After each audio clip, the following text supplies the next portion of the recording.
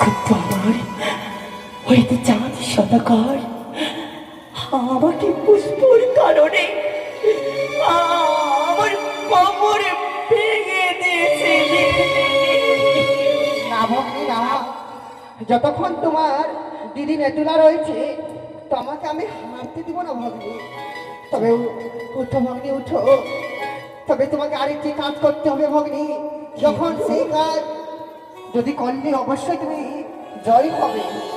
কি এমন কাজ? তুমি স্মরণ করো কামিশনাকে, কামিশনাকে স্মরণ করে তুমি পাঠাবে লক্ষিন্দরের পাশে। তার মামিমা রূপ ধারণ করে তাকে স্বপ্ন দেবে আর পাঠাবে ওই দিকে সরোবরে। সেইখানে যে তার মামির সঙ্গে কলঙ্কিত হবে, তবে তুমি বিশ্বপতিতা হতে পারবে। তাই কথা কি? আজ আমি ভেঙে পড়েছিলাম, কিন্তু তোমার যুক্তি পেয়ে আজ আমি বড় খুশি হলাম। ওই দুষ্ট জাতির সন্তানকে আমি জন্ম ধারণ করেছিলাম মরদার সরকার গর্বে, কিন্তু আমি ভুলে গেছিলাম দিদি ওই দুষ্ট জাতির বিবাহতে সর্ব আমার স্বপ্ন ওই কার সম্মুখে স্মরণ করতে হবে। তাকে স্মরণ করি ওই স্বপ্ন দিয়ে তাকে চিকিৎসার করে পাঠাতে হবে, তাই না?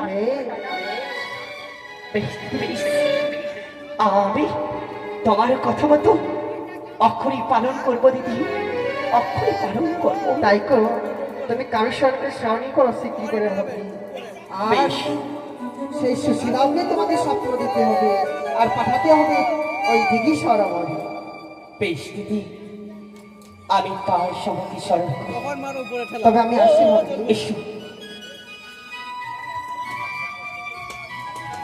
আমার তো বলে কেন